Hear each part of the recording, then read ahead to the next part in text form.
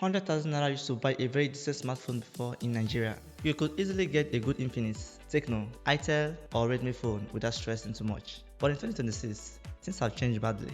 Now if you go online or check many blogs, you will still see lists claiming there is plenty of phones under 100,000 naira. But the moment you try to buy those phones in real life, you suddenly discover that many of them are now 120k, 130k or even higher. So in this video, I decided to do something different. Let's get started. Starting with number 7, we have the Cidea C10. Now this is one of those ultra budget phones, mainly designed for very basic users. So if your main focus is WhatsApp, Facebook, TikTok, YouTube and browsing, then this phone can still handle those things reasonably well.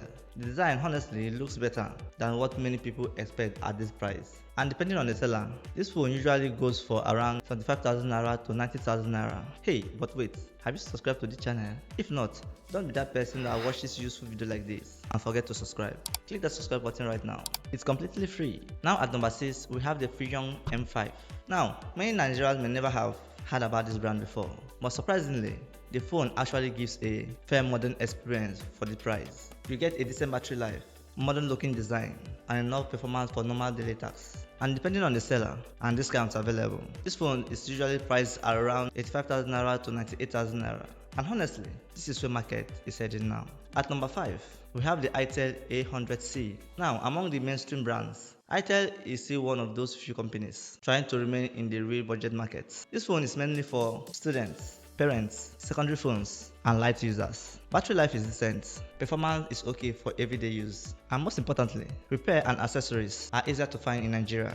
And depending on the seller, this phone usually goes for around 90,000 naira to 100,000 naira. Now at number 4, we have the Blackview A52. Now the Blackview is a very common brand in Nigeria, but internationally they are known for making budget smartphones. And honestly, this phone looks cleaner than many cheap phones around this price. So you get decent battery life, modern looking design, and okay for social media performance. Now, depending on the seller, this phone usually sells around 95,000 naira to 105,000 naira. So sometimes you may find it below 100,000 naira depending on discount or flash sales. Now at number 3, we have the Umidigi G1. One thing I personally like about this phone is the cleaner Android feel. The software doesn't feel overloaded with unnecessary apps. Battery life is decent. The design looks modern enough, and overall it feels smoother than many ultra cheap phones. Now, depending on the seller, this phone usually goes for around 90,000 naira to 105,000 naira. So again, sometimes you may find it below 100k depending on the seller. Now, at number 2, we have the Doogee X97.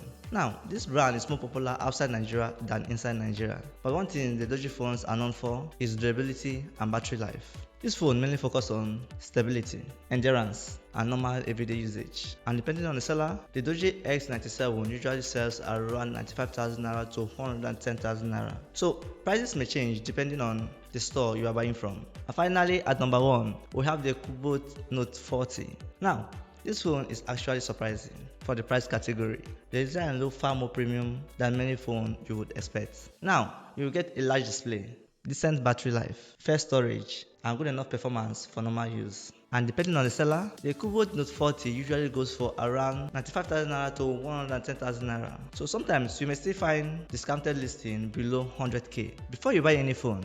Now, this part is very important because phone prices changes almost every day in Nigeria. So when I say around 100k, close to 100k, or sometimes below 100k, depending on the seller, I'm saying that because prices fluctuate constantly. Before buying any phone, always compare multiple sellers, check seller ratings, read buyer's review, confirm the RAM and storage, and avoid suspiciously cheap listing. And honestly, this is exactly why you should subscribe to my channel, because phones in Nigerian market changes very fast. And I always try to keep this recommendation updated because sometimes prices may look very attractive online, but the sellers may not be trustworthy. Now, let me be honest with you. Less known brands are slowly taking over under 100k markets, but the advantage and disadvantages. Now, here are the advantages. You get cheaper prices, sometimes bigger batteries, and better specs for the money. But here are the disadvantages. Lack of software support, repair availability, resale value, and long-term reliability. Now, should you buy a phone under 100k in 2026? And honestly, this depends on your expectation. If you just want calls, WhatsApp, YouTube, browsing, and light social media, then yes, there are still a few phones around this budget. But if you want strong gaming, powerful cameras, premium performance, or long-time software support. 100k is no longer enough for today's market. So yeah guys, that's the current reality of Nigerian smartphone market right now. 100,000 naira phones are slowly disappearing, and many of the old recommendations online are no longer accurate. And if prices changes later, I will update this list again. Now tell me in the comments, which of these phones will you actually buy? And don't forget to like this video and subscribe to my channel, and I'll see you in the next video.